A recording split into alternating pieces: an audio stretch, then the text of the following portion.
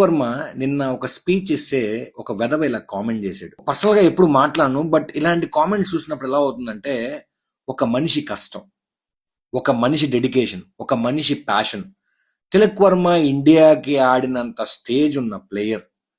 Mumbai Indians కి contributions, team ఇండియాకి contributions, India ఏకి మొన్నే ట్రయాంగులర్ సిరీస్ లో కప్పు గెలిచిన ఒక కాన్ఫిడెంట్ గా ఉన్న ఒక ప్లేయర్ మళ్ళీ పక్క రోజు హైదరాబాద్ కు వచ్చి తన రూట్స్ ని తను మర్చిపోకుండా తన హైదరాబాద్ ప్లేయర్స్ తో మళ్ళీ ఆడుతూ వాళ్ళకి మేము ఉన్నాము, మేము ఇండియాకి ఆడినా కూడా మీతో కలిసి ఆడతాము అనే ఒక కంఫర్టబిలిటీ ఇచ్చిన తిలక్ వర్మ అని జీ బలుపా అని ఒక కామెంట్ పెట్టడానికి ఎంత ఈజీ తెలుసా.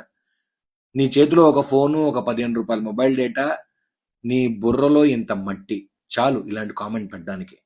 ఎవరినైనా మనం ఒక మాట అనేటప్పుడు, ఒక కామెంట్ చేసేటప్పుడు ఎంత ఈజీగా మనం కామెంట్ చేస్తున్నప్పుడు వాళ్ళు కష్టపడింది కానీ మనం అచీవ్ చేయగలుగుతున్నామా అని మనల్ని మనం ప్రశ్నించుకోండి. ఎప్పుడైనా కింద కామెంట్ పెట్టేటప్పుడు అది ఎవరికైనా, ఏ సెలబ్రిటీకైనా, ఏ ఇన్ఫ్లుయెన్సర్కైనా ఒకసారి వాళ్ళు ఏం చేశారు, వాళ్ళ వర్క్ ఏంటి, ఆ స్థాయికి రావడానికి ఎంత కష్టం అని ఒక్కసారి ఆలోచించి మనం కింద కామెంట్ పెడదాం.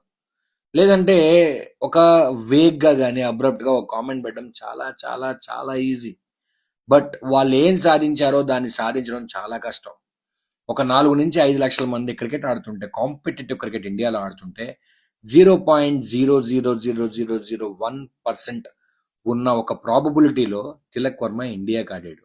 సో ఆ ప్రాబబిలిటీ కైనా కొంచెం రెస్పెక్ట్ ఇచ్చి ఒక ప్లేయర్కి ఇండియాకి రిప్రజెంట్ చేస్తేనే ఒక అచీవ్మెంట్గా ఆలోచించండి.